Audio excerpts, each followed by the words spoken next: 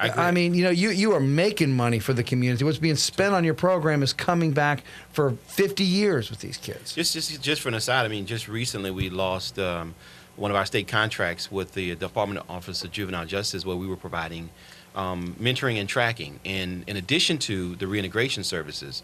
And that alone took us out of the picture to provide maybe services to as many as 60 to 70 youth who still needed that guidance and that struggle. So when we talk about the services, unfortunately, we're up against those cuts to provide this level of service.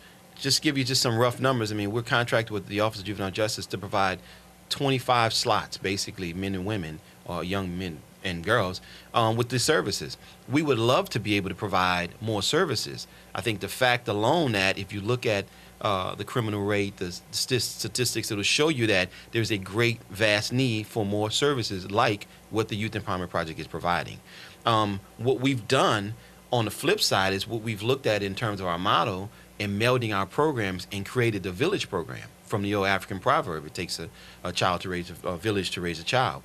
And so we're finding that as we're doing great work with the GED side, we needed to infuse the case management component to really hold that kid up, make them successful with providing those intense case management wraparound services. And those are the things that when we talk about success rates, when Melissa talks about the graduation rates, when we talk about really making that individual feel confident and secure with not only just getting his GED, but also finding employment, going into the LTCs, moving on and advancing in his or her life is really what we do. And I think that's indicative of what YEP has been doing with the limited funding.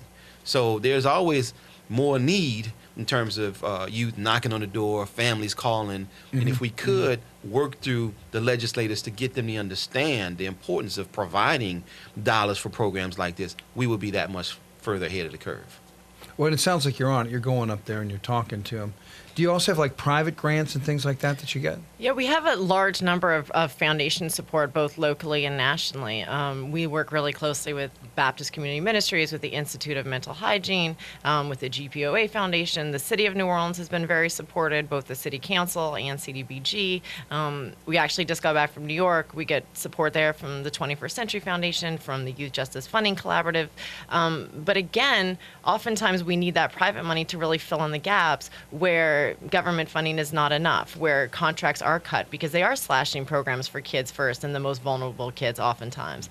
Yeah, like they want to cut like food from them. It's like food. Right. I guess for fear that someone that could actually afford to somehow buy food for their kids, they don't want that kid to get any food if his parents are mean. It's like crazy. Well, and you're totally right. And I think a lot of times people don't understand the struggles that our kids and families have. And oftentimes we use the money from private foundations to help buy food, to help buy school uniforms, to ensure that kids have a pair of tennis shoes so they can go to school, to pay the $15 for a state ID to make sure that they can get a job if they're ready, to make sure they have basic hygiene products, to make sure that they have bus tokens to get to and from school, or a bus pass if they have a job and need to go back and forth. Sometimes people want a job, they get a job, but they can't afford a work uniform, therefore they never make it that first day. And these are things we've learned through our experiences, but we are so reliant on making sure that we take care of all of these, these basic immediate needs that so many of us take for granted, and so many of these kids really don't have. Well, I kind of,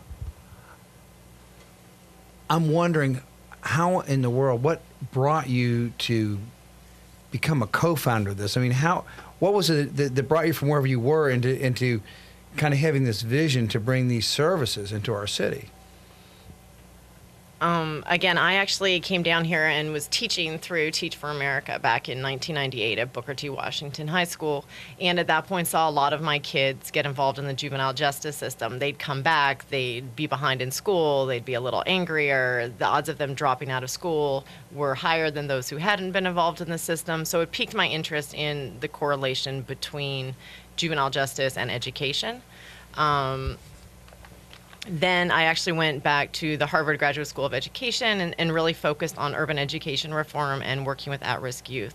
Came back, worked for 3 years with the Juvenile Justice Project. And again, within the last year and a half that I was there, 6 of my kids were shot and killed coming back to New Orleans. And what we were seeing was they had so little support, they had such few skills, they did not one of them had a GED, that I really realized just personally I couldn't continue at the rate I was at unless we actually tried to create a solution. And to us, that was getting seed money and actually pulling together some best practice research and pulling together some great staff and starting a reentry program so we could try to wrap our arms around these kids and help them to have a positive outcome as opposed to losing them to the criminal justice system or to the really violent streets of New Orleans. Yeah, because there's some bad stuff some kids have to kind of grow through, and it's not really a situation they created, but it's a situation you have to deal with and you have to overcome. Because if that's your life, you can either leave it like that, or you can, you know. But the journey to rise above it is one that I guess, you know, if you can get a helping hand, it's a great thing. I certainly would like to be providing that. We've got a caller on line one. Clyde, welcome to our show.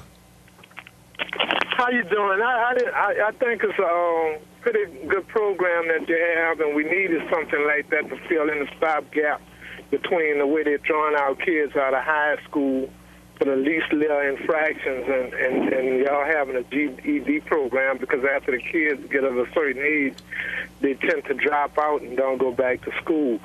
I needed the number of your program. The number of the Youth Empowerment Project? Yeah.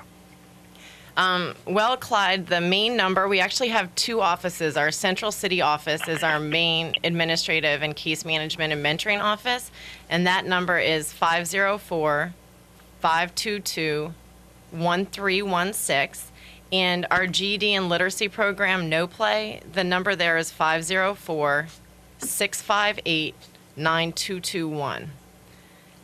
Just again, and I'm not sure if you have folks who are interested, but our GED and literacy program is open enrollment. We do an orientation the first Friday of every month. We're always welcoming new young people. They go through an orientation. They'll come in, they'll take the test of adult basic education, and then we'll help meet them at their own level, place them either in a structured class, a fast track class, a literacy class, or if they have childcare, work commitments, they could be in our drop-in center with the support of instructors and Literacy AmeriCorps members. So, you know, we really appreciate you supporting our program and connecting young folks to us, and hopefully we can help. Yeah. I sure hope y'all can. Okay, and also y'all help them after they successfully complete the GED to try and apply for grants for college. Yes, sir. We do have a transitional coordinator who works with us now, who meets with all of the young people in our fast track program or those who are approaching getting their GED.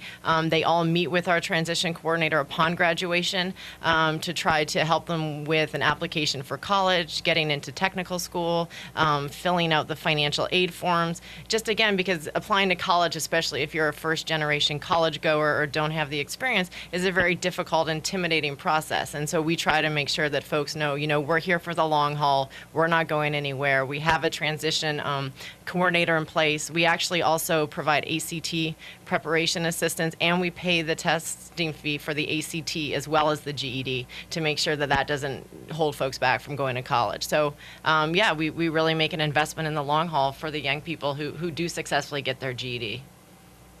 Okay, well, that's the best thing I heard all month. Could you repeat that number again before y'all go off the air? I got it wrote down, but I think that's a very important phone number.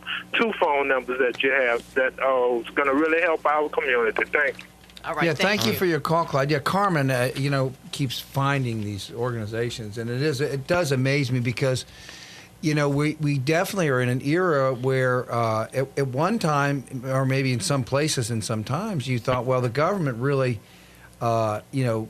cares about its people, and it's on both ways. Like I look at it like with the mentally ill, if you don't treat them, well then, you know, it's bad for them. It's also bad for me. It's bad for everybody. And then when you get to the children, you know, but we increasingly it's like privatized. I mean, it's like relying on not, you know, government programs. I mean, thank God we have whatever we have there, but when it comes to the real type of support you're talking about, it just seems like you can't really get it through the governmental agencies. Yeah, it's definitely a challenge. I mean, Clyde touched on a real critical point that we're finding on the no play side of the office is that we're finding more and more 16 and 17-year-olds. Actually, we've had calls from 15-year-olds who have been pretty much displaced from school system. Yeah. Who are knocking on the door, trying to really access services, which is a good credit for them. Who they're trying to seek out educational supports, and so as it relates to that, we've actually begun to really look at, on a grander scale, what we need to do to really hold the educational system a little more accountable.